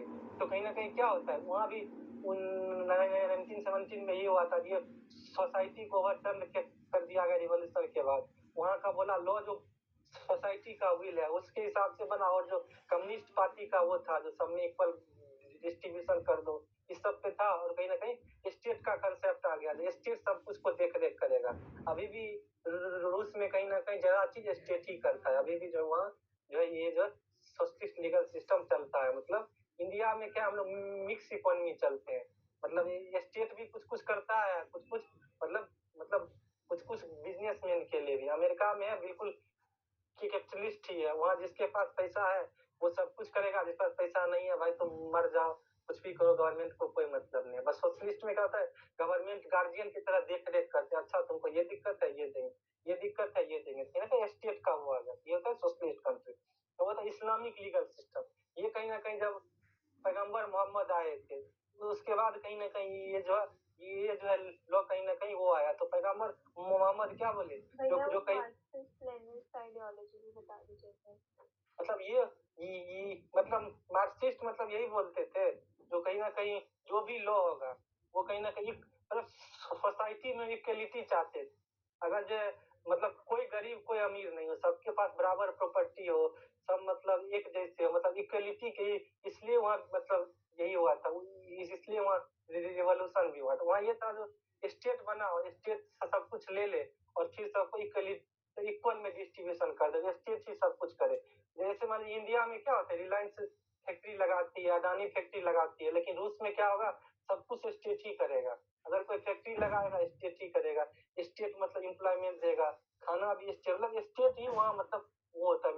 बट इंडिया में क्या है, अगर मान लीजिए कोई जैसे हमारे अमेजन हो गया, KFC हो गया, मतलब मैगडी हो गया, सब क्या है दूसरे देश का कंट्री और सब अपना अपना कर रहा है। बट वहाँ जो है मतलब कई काफी जो लॉ चेंज करके फिर मतलब हर एक कंट्री कहीं ना कहीं थोड़ा बहुत चेंज तो हुआ ही है। अब रूस में भी KFC मैगडी है, बट वहाँ जो काफी उनको स्ट्रिक्ट मतलब वहाँ ये समझिए जो स्टेट में चाहेगा उन्हीं के कंट्रोल में सब होता है। बट यहाँ जो है जो यहाँ जो अमेरिका में वो जो है एटलीस्ट मतलब जिसके पास पैसा है वो गया। इंडिया में कहीं ना कहीं थोड़ा स्टेट का भी है और थोड़ा कहीं ना कहीं मतलब इंडिपेंडेंट भी आप वो कर सकते हैं। मेन ये होता है। ये हो गया। इस्लामिक में वही बोले थे जो प्रोफेट मोहम्मद आए थे, वो बोले ये सब जो है होना चाहिए। तो ये कहीं ना कहीं पर्सनल लॉ एक तरह का हो गया। कहीं ना कहीं पर्सनल लॉ में क्या होता है, मान लीजिए डिवाइन ओरिजिन क्या बोले, वो एक कुरान लिख दिए। बोले जो मुस्लिम लॉ क्या होता है, इस्लामिक कंट्रीज कुरान के उसमें से 5 वक्त का नमाज करना पड़ेगा। जो भी उनके कस्टम आते जा रहे हैं, कहीं ना कहीं उन्होंने बोला भगवान के हैं, भगवान के मतलब हमें भगवान ने भेजा, बोला ये आप प्रैक्टिस करो। ये सब जब प्रोफेट मोहम्मद जो भी चीज करने लगे वही उनका लॉ बन गया। तो ये है। उसके बाद जो है जब मतलब मुस्लिम लॉ पढ़ोगे तो और जरा ये क्लियर हो जाएगा। वो भी सेकेंड सेमेस्टर में सक्सेस आपको लिखना इतना ही है। एंशिएंट इंडिया में अब क्या क्या चलता है ये आप लोग लिखिए, ये आप लोग ध्यान से देख लीजिए। तो एंशिएंट इन इंडिया में क्या चलता है, कस्टमरी प्रैक्टिस। जैसे मिताक्सा लॉ में पहले क्या चलता था, तो जो भी मतलब जैसे हमारे जो भी पिंडदान करेगा प्रॉपर्टी से उसी को मिलेगी। तो कहीं ना कहीं मिताक्सा लॉ में जो भी मतलब वोमेन था उसको कहीं ना कहीं प्रॉपर्टी पे कोई राइट नहीं था। क्यों कोई राइट नहीं था, जो भी श्राद्ध कर्म कर पाएगा, जिसको बोलते हैं श्राद्ध कर्म, तो जो भी श्राद्ध कर्म कर पाएगा उसी को मतलब प्रॉपर्टी मिलेगी। तो मतलब 2005 तक कहीं ना कहीं चलता आया था वही। कहीं ना कहीं जब आप लोग मतलब सक्सेशन एक्ट पढ़ोगे तो प्रोपासनरी का कंसेप्ट उसमें भी है, उसी में मिताक्सा स्कूल के मतलब वही चलता था। कहीं 2005 के बाद जो है मतलब डॉक्टर को मतलब इक्वल प्रॉपर्टी में वो मिला। 2005 से पहले कहीं ना कहीं सिर्फ सन को प्रॉपर्टी में वो मिलता। तो इंडिया में क्या चलता था, जो लीगल सिस्टम चलता था, कस्टमरी प्रैक्टिस हो गया, जैसे मिताक्सा स्कूल से चलता था, या मतलब वहाँ दयाभाग स्कूल भी थे, मतलब बनारस स्कूल थे, बिहार में मिथिला स्कूल थे। तो कई सारे स्कूल था और उसका प्रैक्टिस चलता था, ठीक है। और वो कस्टमरी चलते आया था। ये कोई वो थोड़े सिर्फ मतलब सन को ही प्रॉपर्टी मिलेगा। क्यों मिलेगा, क्योंकि उनका कस्टम था जो पिंडदान करता है प्रॉपर्टी उसी से मिलेगा। पिंडदान से मोक्ष की प्राप्ति होती है, तो पुत्र कहीं ना कहीं दिलाएगा मोक्ष, तो उसे कहीं ना कहीं प्रॉपर्टी। रिलीजियस टेस्ट जो आप लोग पढ़े ही होंगे, वेदाज हो गया, स्मृति हो गया, ये सब क्या थे, जैसे मनु स्मृति हो गया। वेदाज में कई जैसे हमारे कई सारे वेद थे, ऋग्वेद थे, सामवेद थे। तो इस सब से हमारा कहीं ना कहीं एंशिएंट इंडिया में चलता था। हम हाँ बताइए क्या बोल रहे हैं। भैया ये पूछ रहे हैं कि फिर जो इस्लामिक लीगल सिस्टम में teaching and practising of prophet Muhammad, तो क्या वही। है और क्या नहीं? इसको बोलते हैं सुना, बोलते हैं सुना। जो भी मतलब प्रोफेट मोहम्मद का प्रैक्टिस था उसको सुना बोलते हैं। वो जो है मुस्लिम लोग जो है एक तो कुरान और एक सुना, दो को ही मान के उसका कहीं ना कहीं चलता है लॉ, ठीक है। ठीक है। क्या बोले, क्या बोले, हाँ देखिए, हाँ देखिए, ये आप लोग माइक प्लीज ऑफ करिए, फिर एक बार खत्म करा लेते हैं फिर बता देते हैं। ओके ठीक है। तो देखिए एंशिएंट इंडिया में क्या चलता था, कस्टमरी प्रैक्टिस चलता था, रिलीजियस टेस्ट चलता था, रॉयल ऑथोरिटी। मतलब क्या होता था, किंग जो होता था वो कहीं ना कहीं सुप्रीम होता था। जो किंग बोल दिया वही। जैसे मैंने आप लोग मुगल का ही देख लीजिए, अकबर, बाबर, जहांगीर। जहांगीर क्या था, मतलब वो लगाया था मतलब कोई भी जाके उस घंटी को बजा देगा और न्याय मांग सकता है। तो कहीं ना कहीं किंग के पास क्या थी, रॉयल ऑथोरिटी थी। और कहीं ना कहीं कम्युनिटी बेस्ड डिस्प्यूट रेजोल्यूशन था, जो अभी भी गांव में है, जिसको पंचायत बोलते हैं। लोगों में कुछ होता था झगड़ा तो पंचायत करा लेते थे, मतलब कुछ मान लेते थे। ये सब समझदार लोग हैं, मतलब कहीं ना कहीं समझदार क्या, वो लोग अमीर होते थे, बाहुबली होते थे, तो कहीं ना कहीं बोलते ये हमारे पंचायत करेंगे। तो उस समय भी यही था, जो भी मतलब स्ट्रॉन्ग आदमी होता था वो जो कहीं ना कहीं सबका फैसला करता था। एंशिएंट इंडिया में यही सब कस्टमरी प्रैक्टिस चलता था, रिलीजियस टेस्ट चलता था, रॉयल की ऑथोरिटी थी, और सोसाइटी में क्या था, पंचायत टाइप का जो कम्युनिटी बेस्ड डिस्प्यूट रेजोल्यूशन था वो हो जाता था। अब देखिए आया तो आप लोग क्या लिखिएगा, सबसे पहले कॉमन लॉ लिखिएगा, कॉमन लॉ में जो आपको बताएं ये सब लिखिएगा, फिर सिविल लॉ लिखिएगा, सिविल लॉ में जो रेमेनो जर्मनिक फैमिली है ये लिखिएगा, फिर हाइब्रिड लिखिएगा, और हाइब्रिड लिख के जो है इस्लामिक लिखिएगा, इस्लामिक लिख के सोशलिस्ट लिखिएगा, फिर लीगल सिस्टम एंड और फिर इंडिया लिखिएगा, और इंडिया बोलिएगा हाइब्रिड लीगल सिस्टम फॉलो करता है, क्या क्या इंडिया में, ये सब पॉइंट लिखिएगा, 6 to 8 पे आराम से हो जाएंगे। तो 20 मार्क्स आपके कंप्लीट हो गए। बताइए इसमें कोई डाउट हो तो, नहीं तो फिर दूसरा इसमें थोड़ा ज्यादा टाइम लगा, अब दूसरे टॉपिक में इतना टाइम नहीं लगेगा। ये आपको समझ में आया, ये बताइए 20 मार्क्स आपका समझिए तैयार हो गए। टेबल समरी में बता रहे क्या क्या लिख रहे हैं। सबसे पहले कॉमन लॉ सिस्टम लिखिएगा। सर इस पे क्वेश्चन कैसे आएगा common law system? Question previous year करा, मतलब कुछ भी आए सेम ही लिखना है, अब जितना हम बताएं ना कुछ भी आए लिख देना, सब में यही लगेगा। सर इससे डाउट था सर एक। अब बताइए सर आपने सर बोला कि कुछ भी हो जैसे हाइब्रिड है उसे आप इंडिया के पर्सपेक्टिव से लिखना है अपने, सर हाइब्रिड इंडिया के पर्सपेक्टिव में अलग से लिखना है और legal system in ancient India अलग से लिखना है। जहाँ पे हाइब्रिड आएगा, जहाँ पे हाइब्रिड आएगा करके लिख दीजिएगा, इसमें कहीं ना कहीं common law, civil law, personal law सबका कहीं ना कहीं कुछ कुछ होता है। और हाइब्रिड लिखना है, इस पे प्रेजेंट के कॉन्टेक्स्ट में लिखना है, प्रेजेंट के कॉन्टेक्स्ट में हाइब्रिड कैसे है, मतलब इंडिया में हाइब्रिड कैसे है, ये इंडिया हम लोग हाइब्रिड वाले ही है ना, कॉमन लॉ भी है, सिविल लॉ भी है, पर्सनल लॉ भी है, हम लोग इस्लामिक लॉ भी मानते हैं ना। बताइए, देखिए हम जैसे मान लीजिए, देखिएगा फिर से बताते हैं कॉमन लॉ सिस्टम हम लोग कैसे मानते हैं, इसी से आपका रिवाइज भी हो जाएगा। कॉमन लॉ सिस्टम में क्या है, एडवर्सरियल सिस्टम, एडवर्सरियल सिस्टम में क्या होता है, जज साहब बैठे रहते हैं और दोनों कहीं ना कहीं वकील बोलते रहते हैं। इंडिया में से प्रेसिडेंट, यहाँ प्रेसिडेंट है, कॉमन लॉ सिस्टम जैसे प्रेसिडेंट होता है, मतलब जो हायर कोर्ट का होता है लोअर कोर्ट पे बाइंडिंग होता है, ठीक है। जजमेंट लॉ, मतलब इंडिया में भी कहीं ना कहीं जजमेंट लॉ है, कम है लेकिन है कि नहीं, जैसे विशाखा गाइडलाइन हो गया, डीके बासु गाइडलाइन हो गया, तो जज भी कहीं ना कहीं लॉ जहाँ अगर वैक्यूम है वहाँ लॉ बना सकते हैं, उस पर कॉमन लॉ सिस्टम में रूल ऑफ लॉ है, तो कहीं ना कहीं यहाँ भी रूल ऑफ लॉ है, प्राइम मिनिस्टर और वो ठीक है, तो आप समझ गए रूल ऑफ लॉ का ये। और कहीं ना कहीं सिविल लॉ पे आते हैं, सिविल लॉ में क्या होता है, कोडिफिकेशन होता है, तो यहाँ भी कहीं ना कहीं लॉ का कोडिफिकेशन है, कहीं ना कहीं यहाँ वहाँ की क्या होता है, सिविल लॉ में प्राइवेट लॉ होता है, तो इंडिया में भी क्या है, कहीं ना कहीं प्राइवेट लॉ है, मतलब कहीं ना कहीं जो भी सीपीसी होगा ये सब, अगर दो आदमी की झगड़ा होगा तो ट्रायल कैसे चलेगा। आप मान लीजिए पर्सनल लॉ की बात करते हैं, इस्लामिक लॉ जैसे हुआ था, तो इस्लामिक लॉ में मतलब जो भी है इंडिया में अभी पर्सनल लॉ वही है। जैसे मान लीजिए अब जो है ट्रिपल तलाक को सुप्रीम कोर्ट ने मतलब 1-2 साल पहले वो किया, लेकिन तब तक क्या था, मुस्लिम में ट्रिपल तलाक भी वैलिड था। अभी भी मुस्लिम में कई सारे कस्टम है जो अभी भी वैलिड है, मुस्लिम कहीं ना कहीं बाइगेमी कर सकते हैं, 4 मैरिज तक कर सकते हैं, तो कहीं ना कहीं इंडिया में वो है। कहीं ना कहीं हिंदू में आइए तो आपको 7 फेरा लेके शादी करना होगा, कहीं ना कहीं इंडिया में जैसे आप लोग जैसे आप लोग बने होंगे जो साउथ में मामा और भांजे की शादी हो जाती है, तो अभी भी है, तो इंडिया में कहीं ना कहीं रिलीजियस लॉ भी है। सोशलिस्ट में आए तो सोशलिस्ट क्या होता है, सोसाइटी की बात कर रहा है, सबको काम दो, सबको इक्वलिटी दो, तो कहीं ना कहीं है कि नहीं इंडिया में, कहीं ना कहीं मतलब मनरेगा जैसा चीज देखिए, मनरेगा क्या है, 100 डे जो है सबको रोजगार दो, तो कहीं ना कहीं राइट टू वर्क है सोसाइटी के लिए। बिहार में भी 10-10 हजार सबको रुपए मिला है, तो देखिए बुजुर्ग को 1100 पेंशन हो गया है भर के, हर जगह कहीं ना कहीं ओल्ड एज वाले को पेंशन मिल रहा है, तो ये सब क्या है सोसाइटी के लिए, तो सोशलिस्ट भी हम लोग हैं। अब बताइए अब कोई दिक्कत रह गया, मेन आप लोगों को दिमाग में ही रखना है। अब लिख लोगे, ये बताओ 20 नंबर का फिक्स आएगा, 100 में 100%। अब लिख लोगे कि नहीं ये बताओ, क्योंकि हमको भागने की कोई जल्दी नहीं है, बस आप लोग का पेपर नहीं फूटना चाहिए।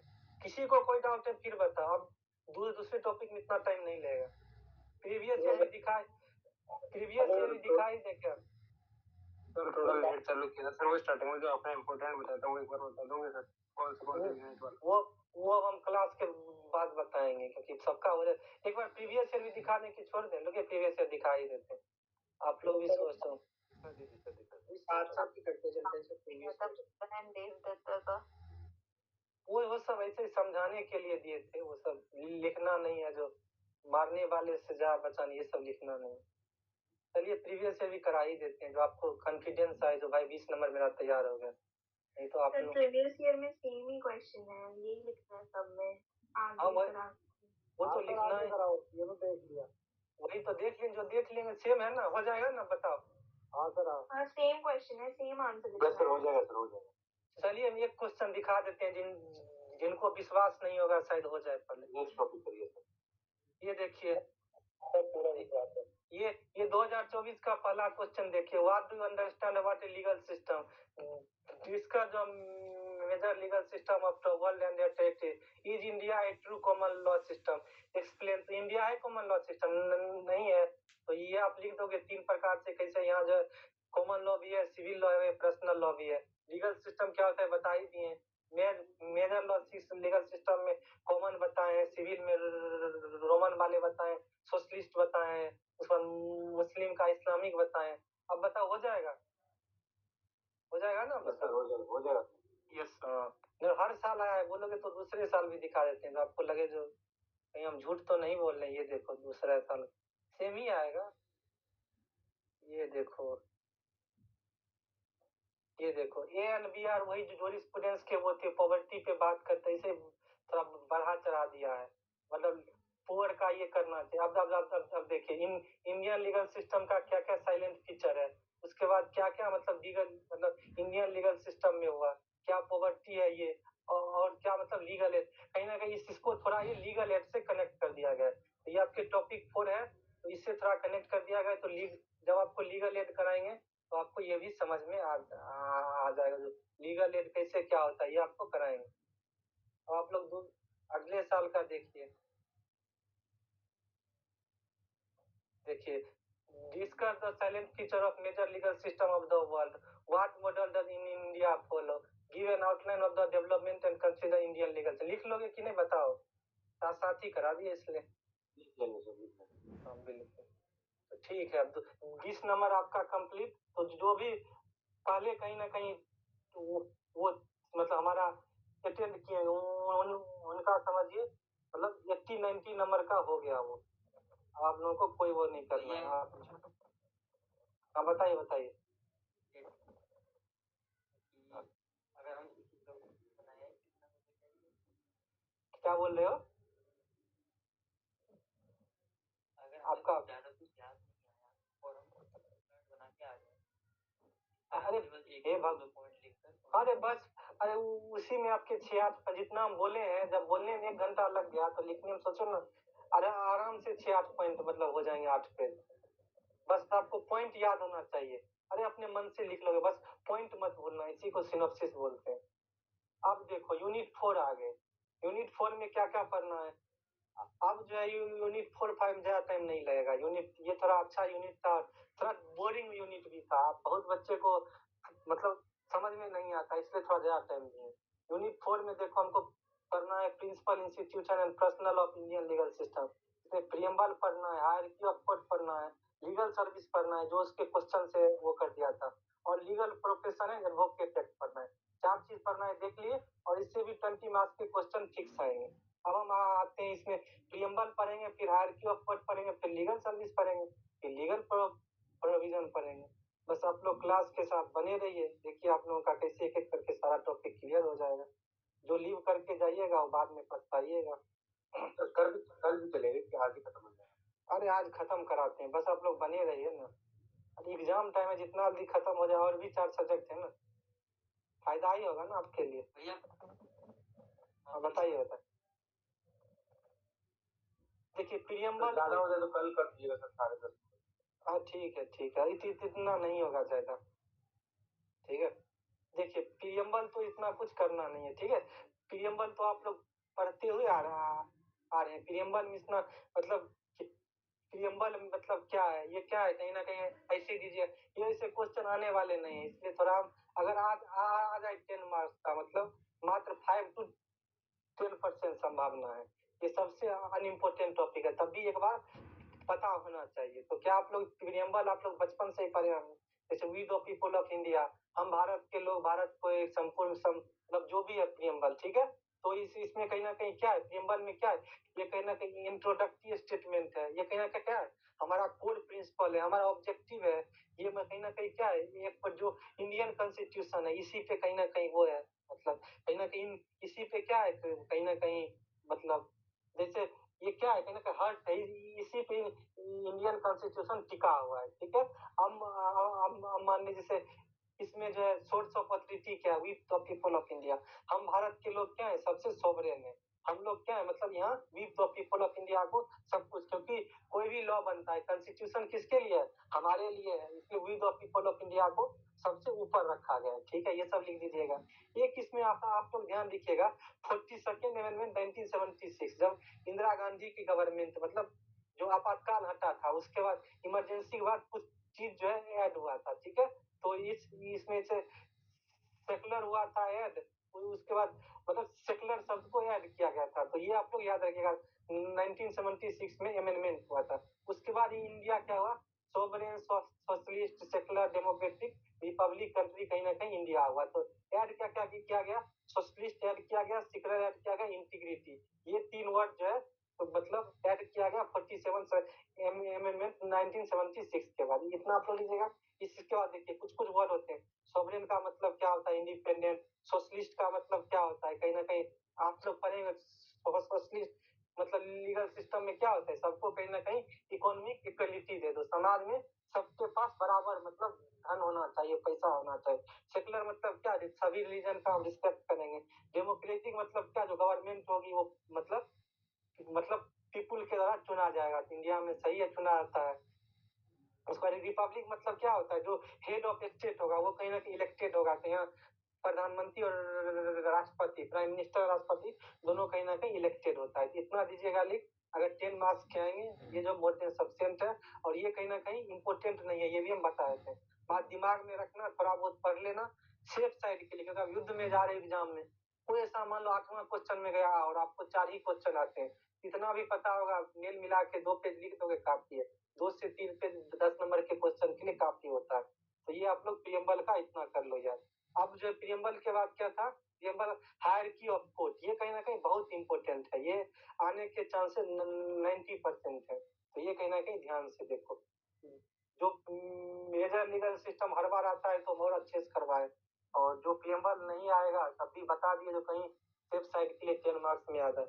अब हायरार्की ऑफ कोर्ट आप लोगों को पता ही है, सुप्रीम कोर्ट हो गया, हायर कोर्ट, सुप्रीम कोर्ट बाद क्या होता है, हाई कोर्ट होता है, हाई कोर्ट के बाद क्या होता है, जो लोअर कोर्ट जिसको सबने जुडिशरी बोलते हैं, ये होता है 2 प्रकार, सिविल कोर्ट और क्रिमिनल कोर्ट। अब आप लोग ये मत सोचिएगा जो ये दोनों 2 कोर्ट है, क्या होता है आप लोगों को प्रैक्टिकली बता देते हैं, मतलब कोर्ट जज 2 शिफ्ट में चलती है, जैसे आप लोग काम करते हैं ना, जैसे 2 शिफ्ट में, लंच से पहले का शिफ्ट और एक लंच के बाद का शिफ्ट, तो लंच से पहले का शिफ्ट में जो है सेम जज जो है क्रिमिनल मैटर वो करते हैं, और लंच के बाद जो है सेम जज सिविल मैटर करते हैं, तो ये मैं सोचेगा जो ये कोर्ट जज 2 प्रकार का हो गया, सेम ही रहेगा जज, पर जो उनको दोनों काम करना पड़ता है, तो जब वो सिविल मतलब काम करेंगे तो उनको डिस्ट्रिक्ट जज बोला जाएगा, और जो एडिजेट तो मतलब जो वो होते हैं मतलब मजिस्ट्रेट होते हैं फर्स्ट क्लास, उनको सब जज बोला जाएगा, जो मजिस्ट्रेट सेकंड क्लास होते हैं उनको मुंशी बोला जाएगा। और ये आप लोग समझ, आप लोग को ये मत कंफ्यूज होना, कई बच्चे हम भी जो है जब तक कोर्ट नहीं गए थे तब तक कंफ्यूज ही रहते थे, हमको लगता था 2 बिल्डिंग होगा, एक में क्रिमिनल जज बैठेंगे, एक में सिविल जज बैठेंगे, जब कोर्ट गए तब समझ आया जो सेम ही आदमी है, जब जब क्रिमिनल ट्रायल चलाएगा तो उसे सेशन जज बोलेंगे, एडीजे बोलेंगे, मेट्रोपॉलिटन मजिस्ट्रेट फर्स्ट क्लास बोलेंगे, मेट्रोपॉलिटन मजिस्ट्रेट सेकंड क्लास बोलेंगे, सीजीएम बोलेंगे, बट जो वही होगा वही जज अगर सिविल काम करेगा, सिविल काम क्या, जैसे मान लीजिए आपका प्रॉपर्टी का डिस्प्यूट हो गया, मनी सूट हो गया, किसी का पैसा नहीं दे रहे हो, तो इस प्रकार का सूट क्या होता है, जो मतलब सिविल नेचर का होता है। एक ही जज होते हैं, एक ही जज होते हैं, 2 शिफ्ट में काम करते हैं, तो जब सिविल का काम करेंगे तो उनको डिस्ट्रिक्ट जज, सब जज, मतलब जो मुंशी, ये सब कहा जाएगा, जब क्रिमिनल काम करेंगे तो उनको डिस्ट्रिक्ट सेशन जज, magistrate first class, magistrate second class, CGM, ये सब कहा जाएगा। आ गया समझ में, मतलब सेम ही इंसान होता है, काम अलग अलग करता है, अलग अलग चीज बोलते हैं, समझे। इंसान 2 शिफ्ट में काम करता है, दिल्ली में भी ऐसे ही है। अब देखिए हायरार्की ऑफ कोर्ट में कुछ इतना से तो काम चल नहीं जाएगा, ये ग्राफ तो बना देंगे, थोड़ा थोड़ा लिख देंगे। अब देखिए सिविल में जो है हर एक हाई कोर्ट के पास पावर होता है, वो मतलब जुरिडिक्शन वो करने का, डिफाइन करने का। जैसे जो है दिल्ली में जो है, जो मतलब डिस्ट्रिक्ट जज होते हैं, जो मतलब एडीजे टाइप होते हैं, इसमें सुनिए क्रिमिनल में वो क्या करते हैं, मात्र 2 करोड़ तक का सुन सकते हैं। बट आपका पड़ोसी हरियाणा है, वहाँ जो एडीजे जो होते हैं, जो भी डिस्ट्रिक्ट जज होते हैं, वो अनलिमिटेड सुन सकते हैं, 100 करोड़ 500 करोड़ 1000 करोड़ का मैटर सुन सकते हैं।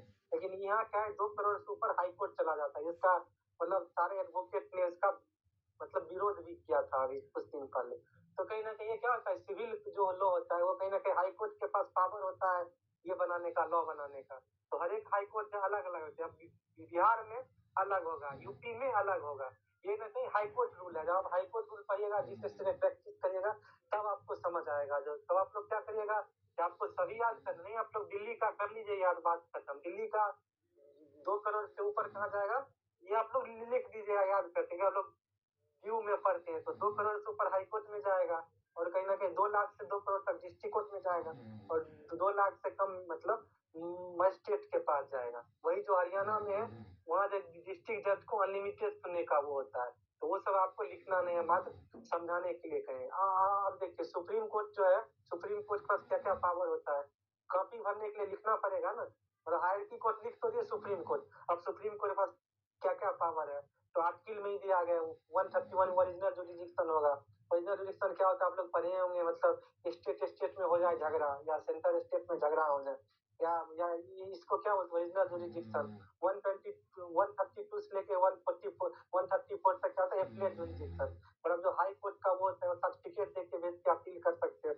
136 में क्या होता है एसएलपी होता है। एसएलपी मतलब अलग अलग होता है, अगर आपको हाई कोर्ट सर्टिफिकेट नहीं दे तो आपको एसएलपी के थ्रू जाना पड़ेगा। 137 क्या होता है रिव्यू जुरिडिक्शन। सुप्रीम कोर्ट क्या होता है अपने जजमेंट का फिर से रिव्यू कर सकती है। कोई भी जैसे देखिएगा death penalty Nirbhaya rape case में हुआ था, तो कई बार रिव्यू पिटीशन सबका अलग अलग गया। तो उनको बोला था जो उनके वो वकील एपी सिंह थे, उनको जज ने बोला था आग से खेल रहे हो। तो वही होता है, मतलब क्या होता है कहीं ना कहीं आपका रिव्यू पिटीशन हक है। अगर आपको सुप्रीम कोर्ट एक बार जजमेंट दी तो 137 में रिव्यू लगाओगे। 32 में क्या होता है जुरिडिक्शन होता है। 143 में अभी भी क्या होता है, अभी जो अभी भी आप लोग देखे होंगे जो मतलब ये जो 25 वो कर दिया था 3 महीने का जो टाइम फ्रेम कर दिया था, तो 3 महीने तक गवर्नर को बिल के पेशेंट देना होगा या वापस करना होगा। तो अभी गवर्नमेंट क्या थी 143 में क्या की थी, मतलब फिर से सुप्रीम कोर्ट से पूछी थी क्या होना चाहिए क्या नहीं होना चाहिए। तब सुप्रीम कोर्ट क्या बोला, ना 3 महीने का समय हटा देते हैं। तो कहीं ना कहीं क्या होता है, ये क्या होता है कहीं ना कहीं वो 143 मतलब एडवाइजरी जुरिडिक्शन होता है। 129 का होता है कोर्ट ऑफ रिकॉर्ड। अगर आप सुप्रीम कोर्ट का कंटेम्प्ट करोगे तो आपको पनिश करेगा। देखो अगर 139 में सुप्रीम कोर्ट में कोई वो है, मतलब सुप्रीम कोर्ट का पावर है जो केस को ट्रांसफर कर सकता है, विड्रॉ करके दूसरे जगह भेज सकता है। 141 में क्या है सुप्रीम कोर्ट क्या होता है लॉ ऑफ जो होता है लैंड, मतलब सुप्रीम कोर्ट कोई भी डिसीजन दे सकता है। जैसे मान लीजिए बीसीसीआई में कुछ दिन पहले जो है काफी वो हो रही थी, धांधली हो रही थी, तो सुप्रीम कोर्ट क्या किया एन श्रीनिवासन को हटा दिया, फिर जो है उसको अनुराग ठाकुर जी को हटा दिए। तो क्या होता है सुप्रीम कोर्ट जो है, और कुछ दिन पहले यूपी के चीफ सेक्रेटरी वो उसको हटा दिए थे, यूपी पीसीएस के उसको। तो कहीं ना कहीं क्या होता है सुप्रीम कोर्ट को कुछ लगेगा तो कोई भी ऐसा डिसीजन दे सकती है, और वो कहीं ना कहीं लॉ ऑफ लैंड होगा। 142 में क्या है तो सुप्रीम कोर्ट कोई भी मतलब ऑर्डर कहीं ना कहीं दे सकती है। सेम ही चीज है। अब हाई कोर्ट का सेम चीज है, रेजुलेशन 227 में 220 मतलब 226 में 227 में सुपरवाइजरी जो हाई कोर्ट क्या होगा उस स्टेट का सबसे बड़ा कोर्ट होगा। सभी जैसे मजे जो हाई कोर्ट होता है, जैसे मजे दिल्ली हाई कोर्ट है, दिल्ली में जितने भी सब नोट कोर्ट है, 30,000 हो गया या पटियाला हो गया या जो भी है, सब पे क्या होगा जो रूल रेगुलेशन है वो दिल्ली हाई कोर्ट ही सेट करेगी। अब यूपी में जितने भी वो है उसमें क्या करेगी इलाहाबाद हाई कोर्ट सेट करेगी, बिहार में पटना हाई कोर्ट सेट करेगी, ये हो जाता है।